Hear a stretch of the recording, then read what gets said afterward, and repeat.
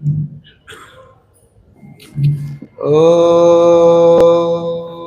Namo Bhagavate Vasudevaya. Om Namo Bhagavate Vasudevaya. Om Namo Bhagavate Vasudevaya. Om Namo Bhagavate Vasudevaya. Om Namo Bhagavate Vasudevaya. Om Namo Bhagavate Vasudevaya. Om Ajnanatimirandhasya Jnananjanashalakaya Chakshurunmilitam Yena Tasmai Shri Gurave Namaha. Namah Om Vishnupadaya Krishna Presthaya Bhutale Srimate Bhaktivedanta Swamin Iti Namine. Namaste Saraswati Devi Gauravani Pracharine Nirvishesha Sunyavadi Paschatya Deshatarine. Jai Shri Krishna Chaitanya Prabhu Nityananda Shri Advaita Gadadhara Shri Vasadi Gaura Bhakta Vrinda. Hare Krishna Krishna Krishna Hare Hare Hare Rama Rama Rama Hare Hare.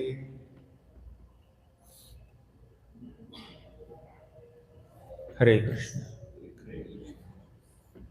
My humble obeisances to all the devotees at ISKCON, New Jersey, the abode of Sri Sri Radha Shyam Sundar. My humble pranams to His Grace Devakinandana Prabhu, Krishna Namananda Prabhu, and all the other senior Vaishnavas present here. I'm very grateful and happy to be here once again after a year. I was asked to speak on this topic, sensitivity in dealings with devotees. In the path of Bhakti Yoga, the process of Shravanam has a great significance. In fact, in these 9 processes of Bhakti, Shravanam is very important. It's the first. Shravanam, Kirtanam, Vishnoho Smaranam, Padasevanam, Archanam, Vandanam, Dasyam, Sakhyam, Atmanivedanam. Shravanam means hearing about the Lord is very, very important. Now, this Shravanam is not just hearing about Krishna. Shravanam also means hearing about Krishna's devotees. We have to hear about Krishna. There is absolutely no doubt there, no discussion there. Just discuss about Krishna. There are enough Shastric references to emphasize the importance of coming together and discussing about the Lord and His pastimes and His glories, His Nama, Rupa, Guna, Leela. And Bhagavatam is full of descriptions of Krishna's Nama, Rupa, Guna, Leela. And there are so many wonderful examples of Shravanam. The Shaunakadi rishis were hearing from Sutta Goswami about Krishna's Nama, Rupa, Guna, Leela. The great kings like Parikshit Maharaj. Parikshit Maharaj was hearing from Sukadeva Goswami. Yudhishthira Maharaj was hearing Harikatha from Narada Muni. We also have the examples of Vidura hearing from Maitreya Muni. We have Lord Chaitanya Mahaprabhu personally hearing descriptions of Krishna's Nama, Rupa, Guna, Leela from Ramananda Rai. Thus, discussing about Krishna is spiritually very potent. Srinvatah Shraddhaya Nityam Granatascha Swacheshtitam Kale Nanati Dirghena Bhagavan Vishate Hridi. Srinvatah Shraddhaya Nityam, with great Shraddha, with great faith and dedication, if you regularly hear about the Lord, Kalena na ati dirghena Bhagavan Vishate Hridi. So, within no time, the Lord will manifest in our hearts. Bhagavan Vishate Hridi. The Lord will manifest in the hearts of sincere hearers. Sadhyo Hridi Avarudhyate Trakrtibhi Susrushubhi Stakshana. Sadhya means immediately. the Lord will manifest in the hearts. So, yes, hearing about the Lord is important. But apart from hearing about the Lord, Lord's Nama, Rupa, Guna, Leela, the Lord's pastimes and incarnations, we should also hear about the devotees of the Lord. The 13th chapter of the 3rd canto of Srimad Bhagavatam says, Shrutasya pumsam suchirashtramasya nanvanjasa suribhiriditotha tattadgunanushravanam mukunda padaravindam hridayeshu yesham. Shrutasya pumsam suchirashtramasya. Those who are endeavoring so much to hear the pastimes of Lord Hari should also put similar effort in hearing about the pastimes of the devotees of Lord Hari. Because when we hear about Krishna's devotees, we will get that inspiration to perform devotional service. The stories, the life and character of devotees like Prahlad Maharaj, Dhruva Maharaj, Ambarish Maharaj, Bali Maharaj, Bharat Maharaj, Kunti Mata, Yudhishthir Maharaj, Parikshit Maharaj, Ajamil, Arjuna. There are so many such wonderful devotees. Draupadi, the gopis of Vrindavan, the gopas of Vrindavan, Devaki, Vasudeva, Nanda Maharaj, Yashoda Mata. So when we hear the life and characteristics of all these great personalities, great devotees who have dedicated their life for the service of the Lord, we get special inspiration. Now, Bhagavatam is a wonderful combination of the pastimes of Lord Krishna and the stories of devotees of Krishna. Right? If you take the 7th canto of Srimad Bhagavatam, 7th canto of Bhagavatam is primarily the story of Prahlad Maharaj, and Narasimhadev just manifests in the 8th chapter, second half. And in the 9th chapter, he is there primarily to hear the prayers of Prahlad Maharaj, and in the 10th chapter, he speaks a few words and he disappears. But throughout the canto, Prahlad Maharaj's story is described elaborately. Right? Sometimes even the Lord takes back seat and gives more screen presence to his devotee. The Lord plays a cameo role? A guest role. Or he takes very lesser screen space while he gives more screen space to his devotees many times. Because hearing about the pastimes of great devotees of the Lord enlivens us with a lot of inspiration in devotional service. When we hear about the Lord, we definitely become more and more deeply connected with the Lord.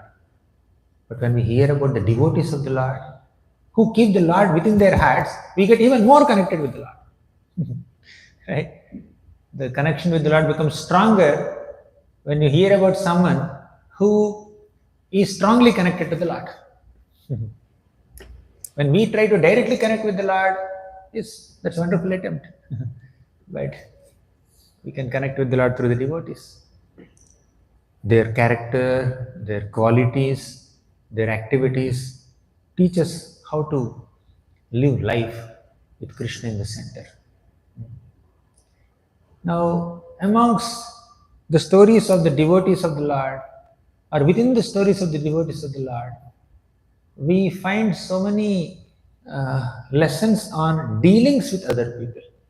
When we are dealing with other devotees, when pure devotees, exalted devotees, seasoned devotees, when we hear about their dealings with other devotees, we will learn how to deal with the devotees around us. We should learn not only how to worship Krishna, we should also learn how to deal with devotees of Krishna. Ishvaretadadhineshu. There is Madhyamadhikari deals with different people in different ways, right? What are the 4 ways? Prema, Maitri, Kripa, Upeksha. Prema, they love the Lord. Maitri, they make friendship with devotees. Kripa, they are very compassionate and kind upon people who are innocent or ignorant. Upeksha, they stay away from people who are not very devotional, who are envious especially. If they are envious, just keep respectful distance. So these are the 4 ways of dealings: Prema, Maitri, Kripa, Upeksha. So a mature devotee knows how to deal with different people in different ways. So when a mature devotee deals with another senior devotee, the dealing is with respect. If a mature devotee deals with a friend, the dealing is more like a friendly manner, may not be with so much of reverence, but like more sakharas is there. But when such a mature devotee deals with some younger one, the dealing is with so much of affection, love, care, concern, guidance, like that. When they deal with some envious people, okay, they maintain some distance, right? When they deal with so totally new people, the dealing is different.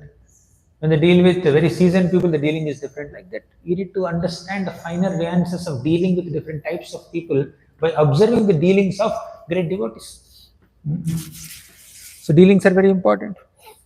Now today I was asked to speak specifically on sensitivity in dealings. When we are dealing with other devotees, we need to show some sensitivity.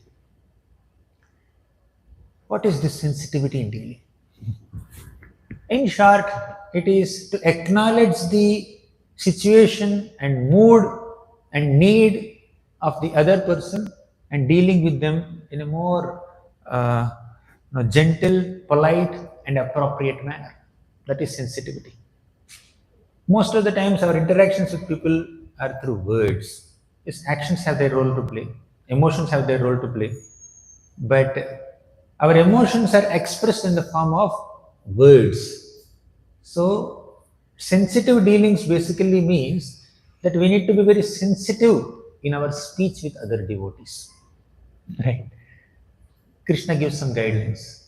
There's a lot to discuss on this topic. Till 6 o'clock, for the next 35 minutes, we'll discuss a little bit. Then I was told there is a Gaurarti, 6 to 6:30. After half an hour break, we'll continue the topic. So, within the available time, I'll focus on two things: sensitivity and sensibility. Right? They are little different terms. When you say sensitivity, you acknowledge the emotion of other devotee. When you say sensibility, yes, acknowledgement of emotion is there, but you just don't get carried away by their emotions only. You also bring in some logical perspectives and rational perspectives and philosophical perspectives and intellectual perspectives and give a more actionable advice than a sentimental advice, right? We need to be both sensitive and sensible, right? Let's discuss one by one. Krishna in the Bhagavad Gita, he says, Anudvegakaram vakyam Anudvegankadam vakyam satyam priyahitam chayat satyam priyam hitam jaya swadhyayabhyasanam chaiva swadhyaya vrisanam jeva vangmayam tapa uchyate. vanamayam tapa uchyate. Anudvegakaram vakyam. Udvega means agitation. Our speech should not be agitating to others. Anudvega means it should not be agitating. Unagitating speech. Anudvega karam vakyam. Vakyam means statements that we make. The sentences that we speak. They are supposed to be non-agitating to others. That is one quality. Anudvega karam vakyam.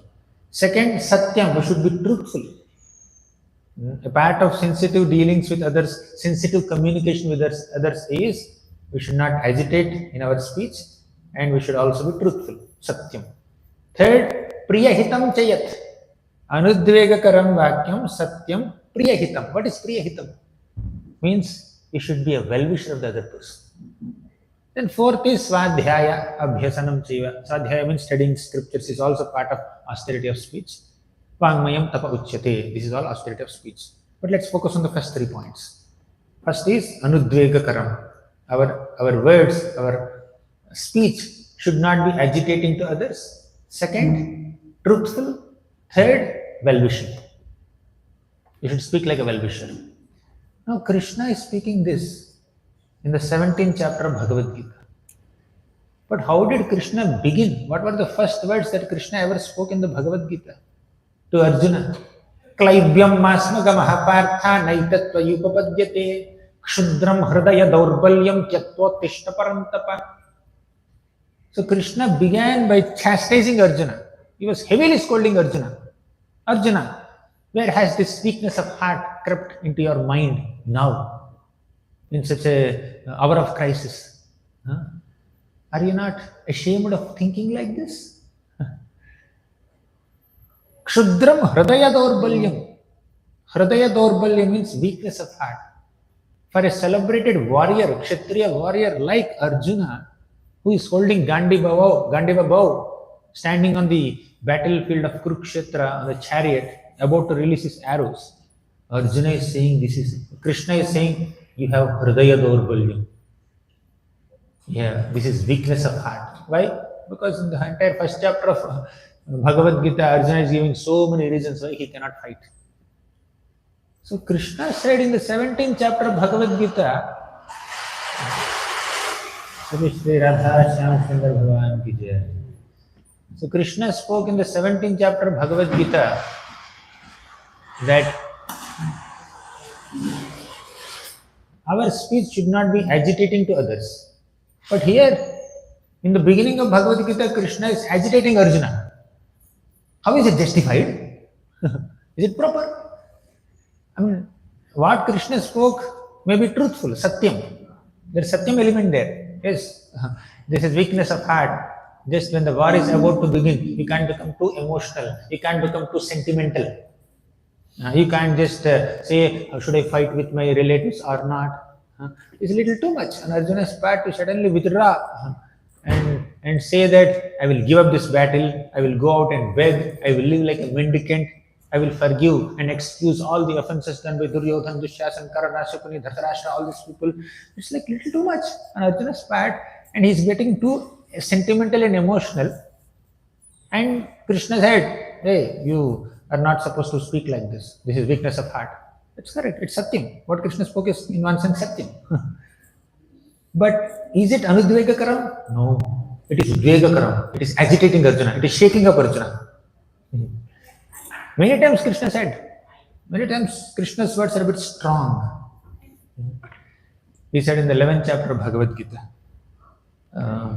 Tasmatva muttishta yasholabhasva jitva shatrun bhungshva rajyam samruddham mayai vaite nihataha purvameva nimittamatram bhavasavyasachi. Arjuna, you are thinking that you are killing your people, but I have already killed them. You know that? As soon as they insulted Draupadi, as soon as they have usurped your property, I have already decided that these people must die. I have already killed them. Mayai vaite nihataha purvameva. Nimittamatram bhavasavyasachi. You just be an instrument in my plans, in my hands, and manifest their death. Just fight dutifully. He said like this. He says, Yuddhasva vigatajvaraha. In another chapter of Bhagavad Gita, Krishna says, Yuddhasva vigatajvaraha. Jvara means laziness. Arjuna, don't be lazy. Get up and fight. Give up your laziness. So many times Krishna is speaking a little in a heavy tone. Right? Truthful words.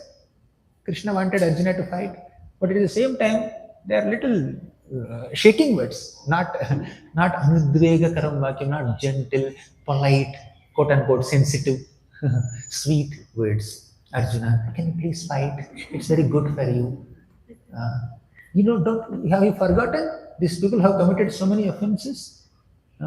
Draupadi, they have insulted Draupadi. So you are supposed to protect the honor of Draupadi. You could not protect that day. I protected. I came in the form of sari and protected Draupadi. But what about you? You should take revenge on them. Look at Bhima. Bhima is very angry. He never says, Govinda, I shall not fight. Only you are saying this. So, Krishna's speech was not gentle at some times. He is very strong and heavy at times. You know why? What authorizes Krishna to speak in a heavy tone? Answer is simple. Priyahitam. Let's go to the third part. 3 points we discussed. Remember? Anudvegakaram vakyam. Speech which is not agitating. Satyam, which is truthful. Third is priyahitam, well-wishing intent. When we have a well-wishing intent, then we are authorized to speak even in an agitating tone. Not deliberately or purposely, but if it is required, we may have to speak in an agitating tone.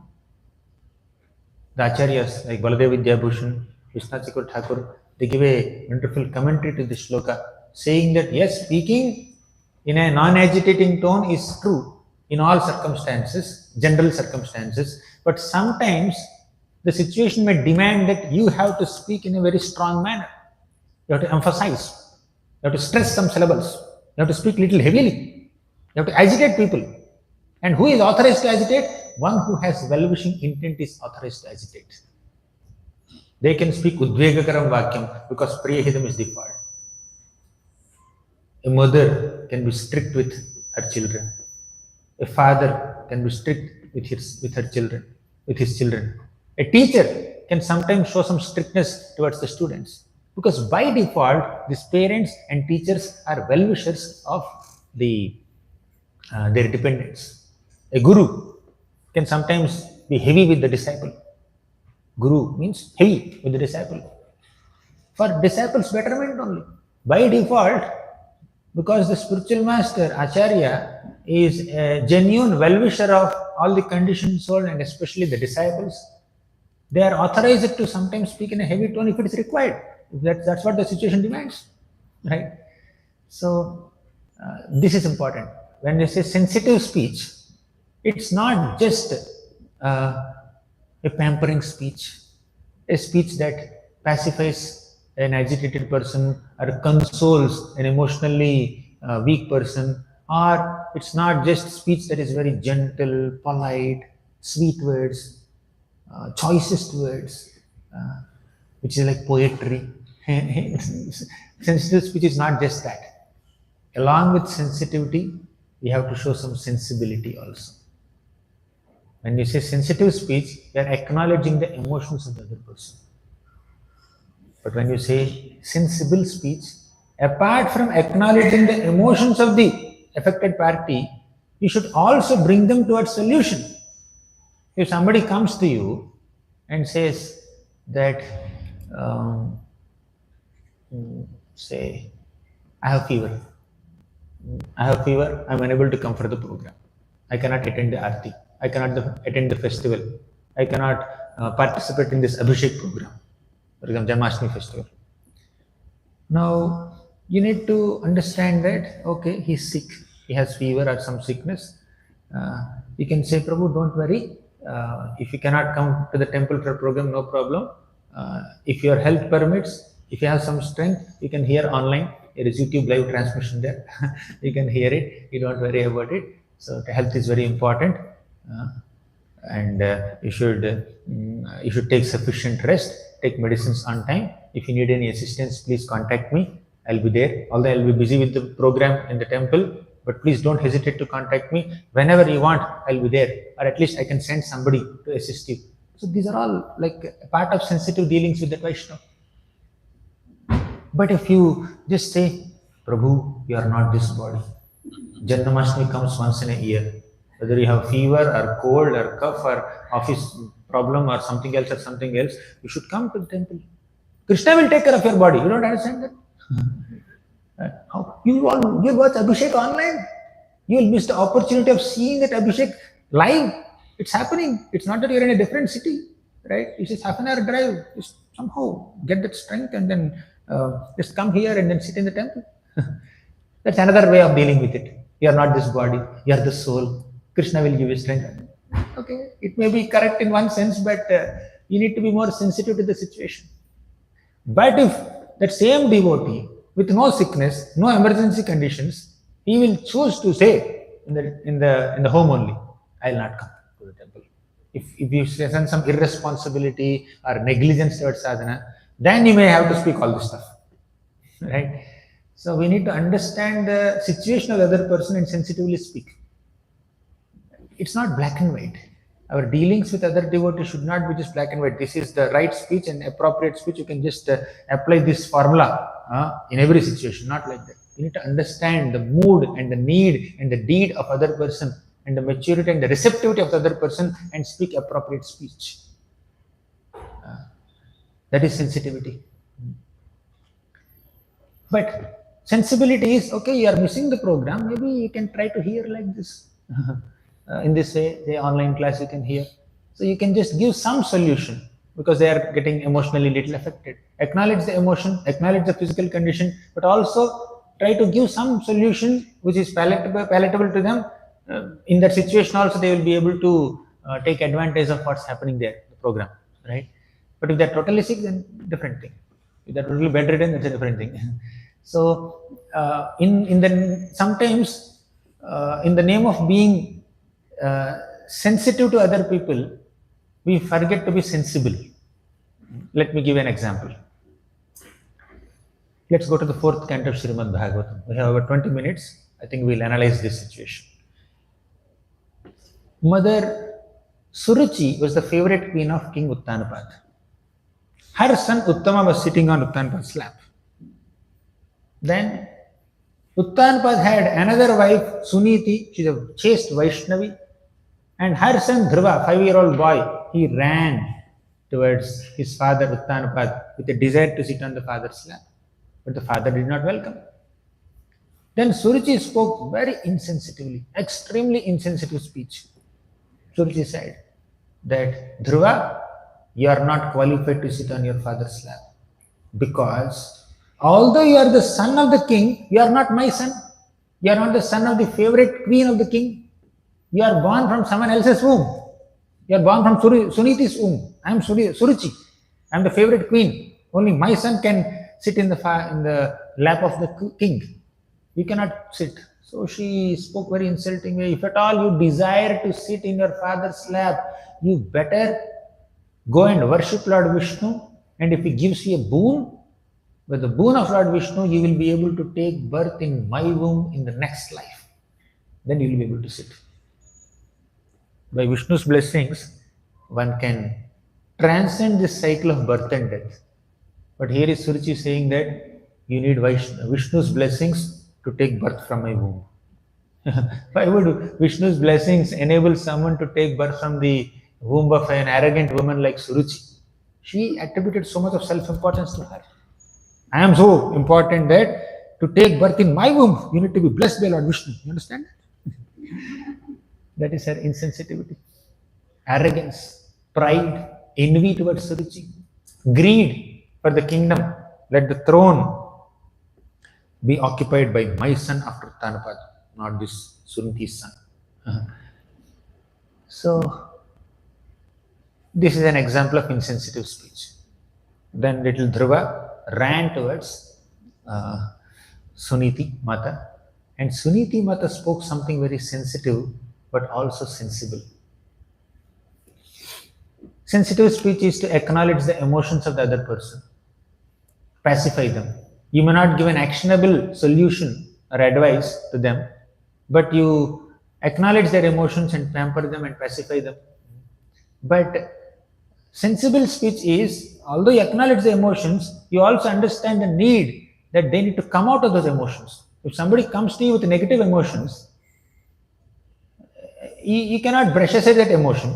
You cannot say, hey, all this is useless, unnecessarily or speculating, just give up and then do this work. That's very insensitive speech. We need to acknowledge their emotions, at the same time try to pull them out of those unnecessary emotions. So when Dhruva went to Suniti Mata, Suniti Mata said, Dhruva, don't desire harm for your stepmother. Even if some people harm you, you should not desire harm for them. This is Vaishnava culture. That's the first point. Don't desire harm for anyone. Second point is, my dear Dhruva, please understand that whatever inconveniences or difficulties or insults that we are facing in this world are just a result of our own past karma. We are reaping the results of our own past deeds or misdeeds, to be more specific. So you should not unnecessarily hate Suruchi. That is her second advice. Thirdly, you know what she said? My dear Dhruva, worship Lord Vishnu. You wanted to sit on father's lap? Is that your desire? If that is your desire, or if you have any other desire, you just have to worship the Supreme Lord Vishnu. Tvameva vatsashraya bhritya vatsalam mumukshu bhirmrugya padabja padhatim ananya bhave nija dharma bhavite manasya vasthapya bhajasva purusham Tvameva vatsa ashraya bhritya vatsalam. My dear vatsa, my dear child, my dear son, ashraya, take shelter of bhritya vatsalam. Take shelter of that Lord who is very, very affectionate towards all his devotees. Please take shelter of that Lord. Mumukshubhiramrujya padabja paddhati. This paddhati of worshipping the Lord has been followed by so many people who desired liberation. Mukshubhiramrujya padabja paddhati. Ananya bhave nija dharma bhavite manasyavasthapya bhajasva purusham. Ananya bhave, without any distractions or deviations in the mind. Nija dharma bhavite, by practicing whatever you are supposed to do, occupational duties. Just worship the Lord. Manasyavasthapya, establish the Lord's form in your heart and bhajasva, worship Him. Take His shelter. Your grandfather Manu became successful by worshipping Lord Vishnu. Your great grandfather Brahma became successful in creating this universe by worshipping Lord Vishnu. You also follow their footsteps. Of course, your father, she did not give the example of father, Uttanabhat. Uttanabhat has become like a hen-pecked husband. So she said, you just take shelter of Lord Vishnu. That is her advice. Now, if someone else was there in the position of Mother Suniti, probably they would have said that, oh, Suruchi is like this. Suruchi insulted you? She has no sensitivity. She doesn't know how to deal with small kids also. Useless. I will go and teach her a lesson. To pacify Dhruva, Suniti Mata could have chosen any option. I will go and hit her or argue with her, or I will insult her son, then she will understand what is the pain of insulting another mother's son. So she could have spoken so many things. Your stepmother is like this, your father is like this. She spoke few things like that also, but nothing with negativity. Our Suniti Mata's primary concern is this little child, this boy is so agitated. He's hating Mother Suruchi, my co-wife. He may even desire harm for her also. It's not good for him.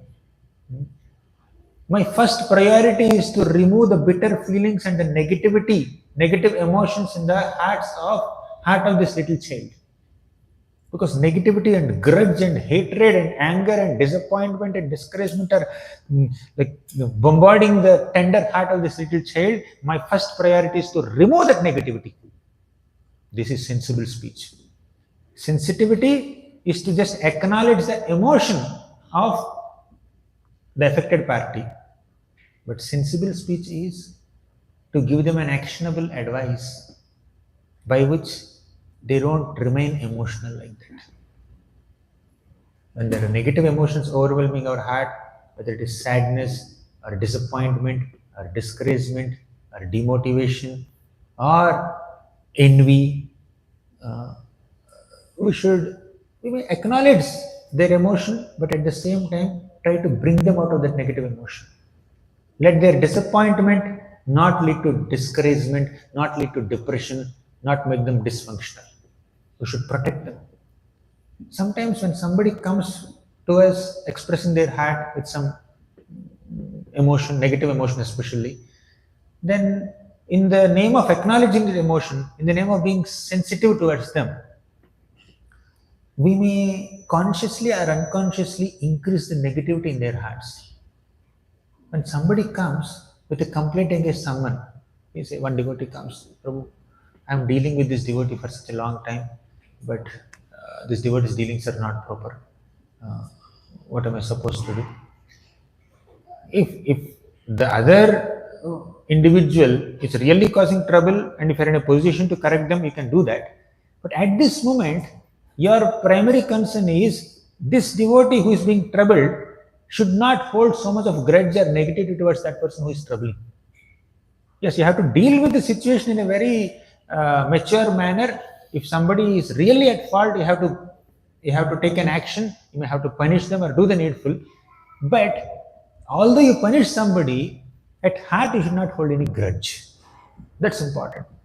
Holding grudge or negativity or ill feelings or bitter feelings or hatred towards another Vaishnava, towards any other living being is totally against Vaishnava culture. Prahlad Maharaj never agreed with Hiranyakashipu, but he never hated Hiranyakashipu. Yudhishthira Maharaj was totally against the policies and the mentality of Duryodhana, but he never hated Duryodhana. Similarly, Suniti Mata has completely opposite nature from Suruchi. Suruchi's nature and Suniti's nature are completely opposite. But Suniti did not speak a single disrespectful word against Suniti. In fact, she told Dhruva, my dear child, what your Suniti Mata, stepmother, said is correct. What did she say? She told you to worship Lord Vishnu, right? Yes, that is correct. To fulfill any desire, you should worship Lord Vishnu. She only took the positivity there. Not that you approve the negative mindset of others, but you don't fail to recognize some positivity and don't hate them for their negative mindset they have. You may maintain safe distance, you may do all these things, you may correct them, you may admonish them, you may disapprove their deeds, all that you may do, but no need to hate. That's what Bhagavatam repeatedly teaches us, right?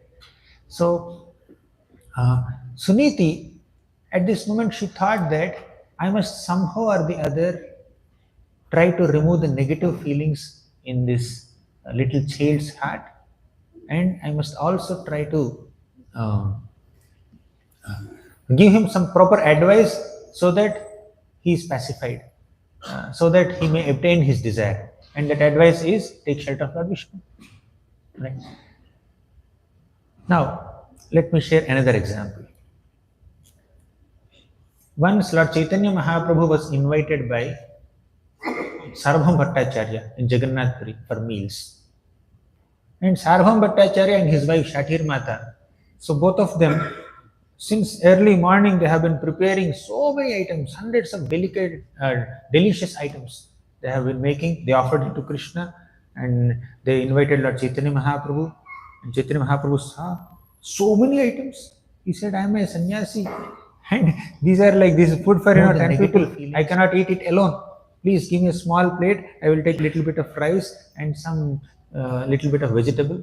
And that's how I will have my lunch. Then Sarvabhauma Bhattacharya pushed him and forced him lovingly and made him sit in front of this big plate and lovingly served him. Then Sarvabhauma Bhattacharya's son-in-law came there. His name is Amogha. He saw Lord Chaitanya Mahaprabhu and said, this much food, 10-12 people can eat and this one sannyasi is eating so much. He just said this much and he ran away. Then Sarvabhauma Bhattacharya became completely devastated. He was feeling that I invited Lord Chaitanya Mahaprabhu to my home only to have him insulted by my son-in-law. See, Amogha has a critical mentality. He passed this insensitive remark on Lord Chaitanya Mahaprabhu, not knowing that he is an honorable guest in the home of Sarvabhauma Bhattacharya. And Sarvabhauma Bhattacharya loves Lord Chaitanya Mahaprabhu so much, Amogha is aware of it. But sometimes we become so eager to express our emotions, our opinions, our perspectives, our worldviews, our judgments. We are too eager, too enthusiastic to express our emotions and our feelings that we don't acknowledge other person's feelings. Now, he is very eager to express his opinion, but he failed to understand, if I express my opinion, what will Sarvabhauma Bhattacharya think? What will Lord Chaitanya Mahaprabhu think? What will my mother-in-law think? What will my wife think? He did not think about all this. He just, in Hindi they say, right, man mein aaya, muh mein fisla, right? As soon as a thought appears in the mind, immediately it comes from the mouth. No processing. There is no processing or analysis. We should always try to analyze the consequences of our expressions before expressing them. Instead of being too eager, too excited, over-enthusiastic to express our emotions, we should also try to understand the consequences of our expressions before expressing them. If you analyze the consequences of your expressions, your words, and try to refine them and present in a more palatable, acceptable, digestible, relatable, and relevant manner. That is called sensitive speech. But if you don't analyze the consequences of our expressions and then speak whatever comes to the mind without processing it properly, especially without acknowledging others' emotions, that is called insensible speech, insensitive speech. Then our Amogha spoke like this and he went away. And Sarvabhauma Bhattacharya was feeling so bad. He even went on to say that let this Amogha die. Even if my daughter becomes a widow, I have no problem. But such a insensitive criticizer and blasphemer should not be alive. Of course, he should not. He was very, very overwhelmed with emotions. That's why he's saying like this. Not that a Vaishnava hates anyone or desires the death of anyone, but these words spoken by Sarvabhauma Bhattacharya are just expressions of his intense emotions and love for Lord Chaitanya. He cannot take it very literally, but Sarvabhauma Bhattacharya felt very bad. But you see the sensitive speech of Lord Chaitanya Mahaprabhu. Lord Chaitanya Mahaprabhu told Sarvabhauma Bhattacharya, Sarvabhauma Bhattacharya, don't feel bad. You are feeling so bad that Amogha came and spoke such insensitive words in front of me. But what Amogha said is correct. A sannyasi should not eat so much. That's what he said. In a general seminar of Vaishnava culture, you may say, Bhalana khaibe, Bhalana paribe. You should not dress yourself lavishly. You should not eat too much, more than required. You should control your senses. That's in a general katha, it makes sense. But somebody sits for prasad, he's about to put a morsel of food in his mouth. You cannot say, you should control your tongue. You should not eat so much. All this becomes insensitivity. There's a context in which you speak some moral instructions or ethical instructions. But if you don't acknowledge the context, if you become very insensitive towards the situation there, although your words are truthful, actually Amogha's words are in one sense truthful. Yes, so much food is being offered. Even Lord Chaitanya also said the same thing. Hey, this so much food, 10 people can eat. You are feeding all this to me. I should not eat all this. I cannot eat. But when Lord Chaitanya Mahaprabhu said it, Sarvabhauma Bhattacharya accepted it. He did not take it like an offense. He said, no Lord, you can eat it. He lovingly pushed him. But when Amogha said the same thing, what Lord Chaitanya Mahaprabhu said, then Sarvabhauma Bhattacharya became furious. So some words that come from one person's mouth may be appropriate, but if the same words come from someone else's mouth, they become very inappropriate. Right? If a devotee comes to you and say, Prabhu, I am very fallen soul, Prabhu. I cannot chant properly. I don't do my services properly. And if you say, yes, Prabhu, you are fallen soul. You cannot chant. You can't do any service properly. If you say, it will be an offense. I repeated whatever he said only. How is that an offense? No, he can say it. Out of his humility, he can say it. But you should have some sensitivity to not say the same thing, right? One devotee was minimizing himself so much. He said, I'm like this, I'm like this, I'm not good for anything. Then another devotee came to him and said, Brahmacharya, he came and said, Prabhu, why are you scolding yourself? Why are you blaspheming yourself? When we say the same thing, why you get offended again? When we say the same thing, you get offended, but you are saying the same thing. And the devotee was totally devastated. Of course, sometimes some people may express quote unquote humility, they don't mean it also. They say, I am fallen, they don't feel that they are fallen. They say, I am good for nothing, but they actually feel that, yes, I am good in many ways. Anyways, coming back to Amogha's thing, Amogha spoke very insensitively and that affected Sarvabhauma Bhattacharya. But Lord Chaitanya Mahaprabhu showed so much of sensitivity to pacify Sarvabhauma Bhattacharya. Sarvabhauma Bhattacharya, Amogha is just a young boy. He is very young, probably innocent, and what he said is also not very offensive. He just said, this much food 10 people can eat, 12 people can eat. It's not a very great offense. You should not feel so affected by it. Don't curse him. Don't chastise him like that. Don't curse him that let him die. It's too much. Please control your anger. And Mahaprabhu ate more. Just to pacify Sarvam Bhattacharya, just to console him because he's emotionally affected, Mahaprabhu ate, not without any objection. Yeah, eat. Give me more, and your. So this is how Lord Chaitanya Mahaprabhu exhibited sensitivity. But another time, when Jagadananda Pandit gave an advice to Sanatana Goswami, Mahaprabhu admonished him. Mahaprabhu said, who is the Jaga? He is giving an advice to Sanatana Goswami. Sanatana Goswami is on the level of Acharya, a guru. He can give me advice. And who is that young boy, Jagadananda Pandit, to give an advice to Sanatana Goswami? Actually speaking, Jagadananda Pandit is a wonderful devotee. Amogha is a criticizer. But Lord Chaitanya Mahaprabhu's speech is like as if he is supporting Amogha and chastising Jagadananda Pandit. You know Jagadananda Pandit's story, right? So who is supposed to be chastised and who is supposed to be supported? But Mahaprabhu is chastising an offender. Mahaprabhu is chastising a devotee, sincere devotee, pure devotee like Jagadananda Pandit, and he is supporting Amogha. This is a part of sensitive speech, right? We'll cover other aspects of the story. Now we have to be sensitive to the situation and stop this katha here.